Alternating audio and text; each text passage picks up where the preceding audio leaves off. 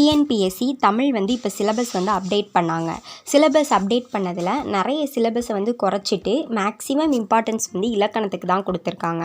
இப்போ வந்து தமிழ் வந்து சிலபஸ் வைஸ் படிக்கலாமா இல்லை புக் வைஸ் படிக்கலாமா அப்படிங்கிற டவுட் உங்களுக்கு இருக்கா? அது மட்டும் இல்லாமல் இப்படி சிலபஸ் குறைச்சிருக்காங்களே, இவ்வளோ ஈஸியாக இருக்கே சிலபஸ்ஸு, அப்போ புக்கில் இருந்து மட்டும்தான் கேட்பாங்களா இல்லை அதர் சோர்ஸ்லேருந்து கேட்பாங்களா? இப்போ அதர் சோர்ஸ் என்ன யூஸ் பண்ணலாம், எப்படி படிக்கலாம், அதர் சோர்ஸ் என்னென்ன இருக்குது அப்படிங்கிற டவுட் கொஷின்ஸ்லாம் உங்களுக்கு இருக்கா? அப்போ இந்த வீடியோ உங்களுக்காக தான். ஹாய், ஹலோ, வணக்கம் and welcome to my YouTube channel Phoenix வெற்றி கூட்டம். முன்னாடியே சொன்ன மாதிரி இந்த வீடியோவில் இப்போ அப்டேட் பண்ண தமிழ் சிலபஸ் எப்படி படிக்கலாம், அதர் சோர்ஸ் ஏதாவது இருக்கா, வெளியிலேருந்து கொஷின்ஸ் வருமா அப்படிங்கிற கொஷின்ஸ்க்கெலாம் ஆன்சரை தான் இந்த வீடியோவில் பார்க்க போகிறோம். இப்போ அப்டேட் பண்ண சிலபஸில் நமக்கு 7 யூனிட் கொண்டு வந்திருக்காங்க. 7 யூனிட்டில் அதில் 6 யூனிட் வந்து என்னதானா மேக்ஸிமம் இலக்கணம் தான். 85 கொஷின் வந்து எதுலேருந்தா வரும் அப்படின்னு சொல்லி கொடுத்துருக்காங்கன்னா இலக்கணத்துலேருந்தா வரும் அப்படின்னு சொல்லி கொடுத்துருக்காங்க. மிச்சம் 15 கொஷின்ஸ் தான் இலக்கியம், அதுக்கடுத்து தமிழறிஞர்கள், தமிழ் தொண்டு, அதுலேருந்து 15 கொஷின்ஸ் தான் கேட்போம் அப்படின்னு சொல்லி சிலபஸில் வந்து கொடுத்துருக்காங்க. இப்போ ரீசெண்டாக குரூப் 2 2A மெயின்ஸ் வந்து நடந்துச்சு. அதில் சிலபஸ் தமிழ் சிலபஸில் அதாவது கான்செப்ட் படி உண்டு, ஆனால் அது வந்து புக்கில் இல்லை, வெளியில் அதர் சோர்ஸ்லேருந்து கேட்டிருந்தாங்க. ஒரு 10 கொஷின்ஸ் கிட்ட அதர் சோர்ஸ்லேருந்து கேட்டிருந்தாங்க அப்படின்னு சொல்லி நம்ம பார்த்துருந்தோம். இப்போ நம்ம அப்டேட் பண்ண நியூ சிலபஸில் அதர் சோர்ஸ்லேருந்து, அதாவது வெளியில் புக்குக்கு வெளியிலேருந்து கொஷின்ஸ் வருமா அப்படின்னு கேட்டால் வர சான்ஸ் இருக்குது. ஏன் அப்படின்னா இப்போ இது எல்லாமே இலக்கணம் தான். இலக்கணம் அப்படிங்கும்போது நம்ம கான்செப்டை புரிஞ்சுக்கிட்டு அதுக்கு ஆன்சர் பண்ணுற மாதிரி தான் இருக்கும். ஸோ நம்ம கான்செப்டை புரிஞ்சுக்கிட்டோம் அப்படின்னாலே நமக்கு எதிலிருந்து கொஷின்ஸ் கேட்டாலும் நம்மளால் ஆன்சர் பண்ண முடியும். ஸோ இப்போ நம்ம படிக்கிற தமிழ் படிக்கும்போதே ஃபஸ்ட்டு நம்ம என்ன பண்ணணும் அப்படின்னா, இலக்கணம் டாபிக் நம்ம ஒரு டாபிக் எடுக்கோன்னா அந்த டாப்பிக்கோட கான்செப்டை ஃபஸ்ட்டு புரிஞ்சுக்கணும்.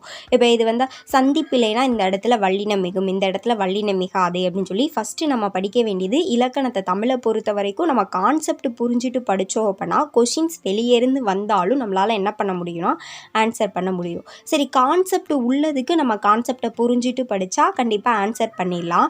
கான்செப்ட் இல்லாதது, இப்போ ஏதாவது மரபு திணை விளை அந்த மாதிரி ஏதாவது ஒன்று கேட்டாங்க அப்படின்னா அதுக்கு எப்படி ஆன்சர் பண்ணுறது, அது எங்கே இருக்கோ அப்படின்னு சொல்லி கொஷின் உங்களுக்கு வரலாம்.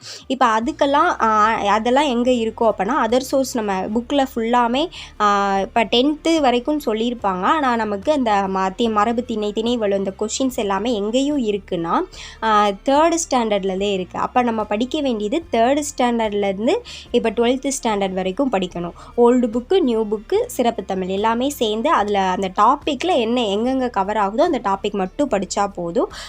இப்போ நமக்கு 3rd ஸ்டாண்டர்டில் இருந்தே ஒரு சில பிரித்தெழுதுக, சேர்த்தெழுதுக அந்த கான்செப்ட் எல்லாம் 3rd ஸ்டாண்டர்ட்லேருந்தே வருது. அப்போ அதையும் நம்ம சேர்ந்து படிச்சுக்கணும்.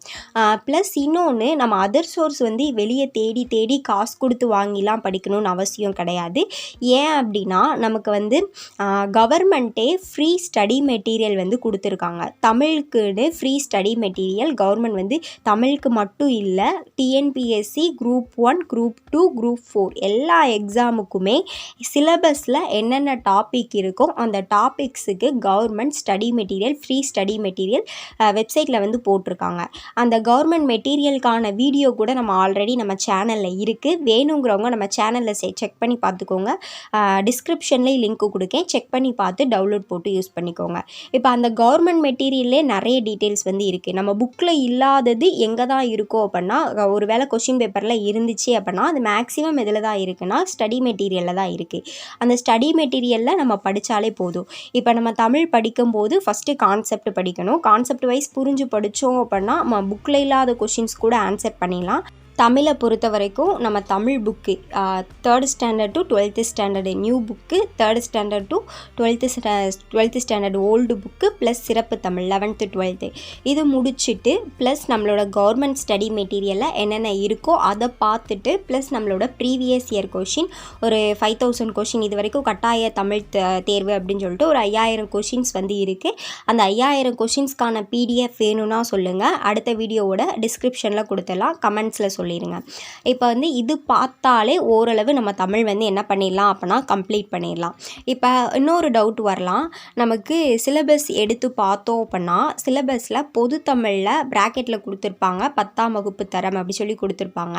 ஆனால் அழகு 1, அழகு 2, அழகு 3, அழகு 6 வரைக்கும் குறிப்புன்னு சொல்லி எதுவுமே கொடுத்துருக்க மாட்டாங்க. ஏன்னா அது இலக்கணம் பேஸ்டு கொஷின், அது கான்செப்டை புரிஞ்சுக்கிட்டு எழுதுறது.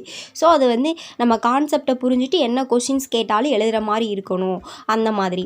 இப்போ வந்து ஆனால் அழகு 7ல் மட்டும் என்ன கொடுத்துருப்பாங்க அப்படின்னா குறிப்புன்னு போட்டு அழகு 7க்கான பாடத்திட்டம் 10ஆம் வகுப்பு வரையிலான பாடப்புத்தகங்களை அடிப்படையாக கொண்டது அப்படின்னு சொல்லி கொடுத்துருப்பாங்க. அதனால் நம்ம பயப்படணுங்கிற அவசியம்லாம் கிடையாது. ஏன்னா அது எல்லாமே நம்ம கான்செப்டை புரிஞ்சுட்டு எழுதுறதா. இது மட்டும்தான் நம்ம என்ன செஞ்சு எழுதுறது அப்படின்னா படித்து எழுதுறது. இப்போ இது வந்து 10th ஸ்டாண்டர்ட் வரைக்கும் மட்டும் படித்தா போதும். அது நம்ம கான்செப்டை புரிஞ்சுக்கிட்டு 3rd ஸ்டாண்டர்ட்லேருந்து 12th standard new book, old book, government material, previous year question பார்த்தாலே போதும். அதுக்காக தமிழ் வந்து ரொம்ப வெளியிலேருந்து வருமோ அப்படிலாம் பயப்படணுங்கிற அவசியம்லாம் கிடையாது.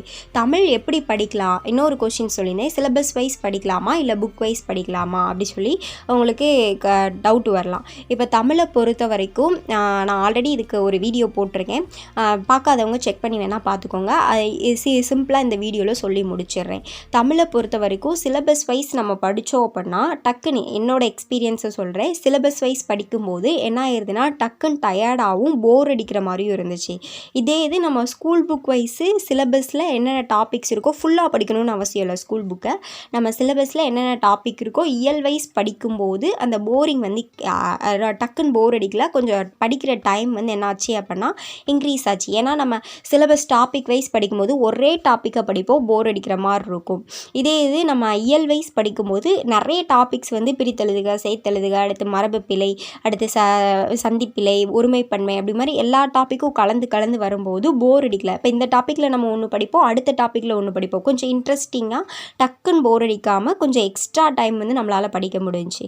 இந்த மெத்தடை தான் நான் யூஸ் பண்ணி படிச்சுட்ருக்கேன். அதாவது இயல் வைஸ் தான் படிச்சுட்ருக்கேன். உங்களுக்கு இந்த மெத்தட் ஓகே அப்படின்னா ஃபாலோ பண்ணிக்கோங்க. தமிழ் சம்மந்தப்பட்ட வேறு ஏதாவது கொஷின்ஸ் இருந்துச்சு அப்படின்னா கமெண்ட்ஸில் சொல்லுங்கள். நான் தமிழ் படிக்கிறதுக்கு இந்த மெத்தட் தான் யூஸ் பண்ணிகிட்ருக்கேன். வேறு ஏதாவது தமிழ் படிக்கிறது அந்த மாதிரி ஏதாவது டிப்ஸ் தெரிஞ்சால் கமெண்ட்ஸில் சொல்லுங்கள். நானும் பார்த்து தெரிஞ்சுக்கிறேன், யூஸ் பண்ணிக்கிறேன். இந்த வீடியோ உங்களுக்கு கண்டிப்பாக யூஸ்ஃபுல்லாக இருந்திருக்கும்னு நம்புகிறேன். இதே மாதிரி நிறைய யூஸ்ஃபுல்லான வீடியோஸ் உங்களுக்கு வேணும் அப்படின்னா, hand return notes, shortcut, study material இதெல்லாம் வேணும் அப்படின்னா நம்ம சேனலை சப்ஸ்கிரைப் பண்ணி வச்சுக்கோங்க. மறந்துடாதீங்க. இதே மாதிரி நிறைய வீடியோஸ் வந்துகிட்டே இருக்கும். நன்றி. தேங்க்யூ ஃபார் வாட்சிங். நெக்ஸ்ட் வீடியோவில் பார்க்கலாம். பாய்.